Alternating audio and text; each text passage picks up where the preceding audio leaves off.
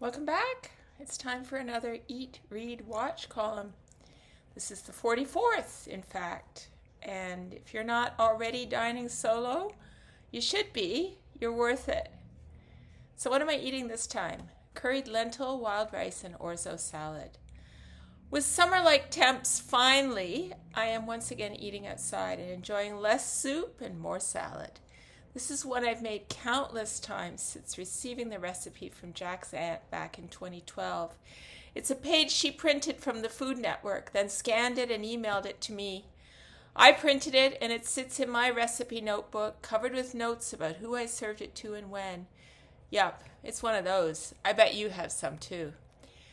No one ever said they didn't like this salad, and I'm sure you'll be a fan. Begin with a pot of boiling salted water and add half a cup of wild rice. Cook it covered for 10 minutes, then add 2/3 green or brown lentils to the rice. 2/3 cup, that is. Side note, I didn't have that many lentils, so I threw in a little quinoa in there too, but it's better with just lentils. Another 20 minutes of boiling, add half a cup of orzo and boil for another 5 minutes. Drain it. While all that's going on, dice a half red onion. I used a couple of shallots because I didn't have any red onion on hand. And measure out a half cup of currants and 1/3 of a cup of toasted slivered almonds. Unfortunately, I was out of almonds. And then whisk together the dressing. So for this, you've got 1/4 cup white wine vinegar, a teaspoon ground cumin, half a teaspoon each salt, sugar, ground coriander, and 1/4 teaspoon each turmeric, paprika, nutmeg, and ground cardamom.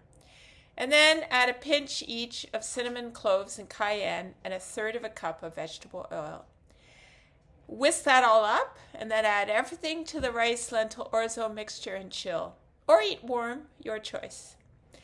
I ate it outside along with a baby arugula salad with sesame dressing, topped with some grape tomatoes and a few dill pickles. Summer has arrived, or at least it did that day.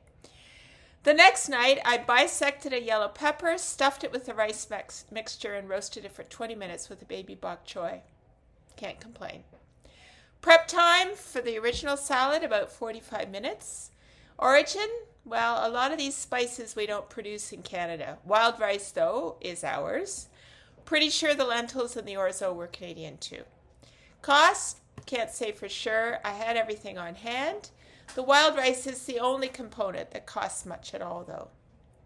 If you've got a go-to salad, please put it in the comments on my blog. So what am I reading? Well, The Marionette.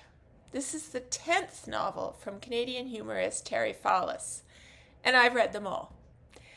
I heard a more erudite writer speak last summer, Anne Michaels, and she talked about how the reader bore 50% of the responsibility for her communication effort. That's exactly the opposite of Fallis. His words seemingly flow like water out of him through the page and get absorbed into me without any expenditure on my part. I used The Marionette like a palate cleanser. Indeed, it jumped the queue in the stack of library books for that reason. This is a novel about a novelist getting drawn into a CSIS scheme to free Canadians who'd been detained by the officials of a West African country of Mali. Why our guy? Well, because the fictitious president of Mali was a fan of his novels. Absurd? Oh yeah.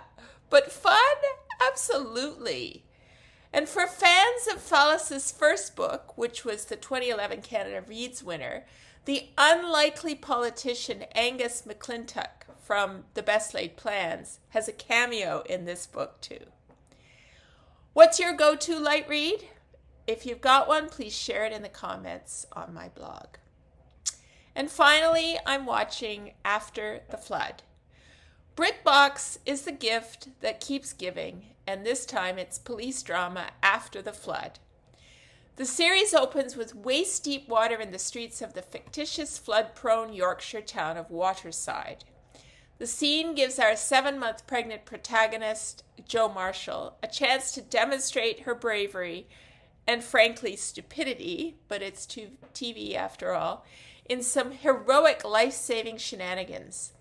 And then she continues to show poor judgment regarding risk management, although it all works out in her favor. I'm not yet finished the season, but I feel certain I'm in for the long haul.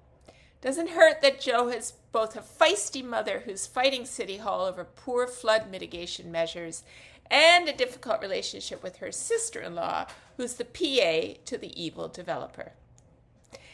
Been sucked into something lately? Tell us about it in my blog. And thanks for watching.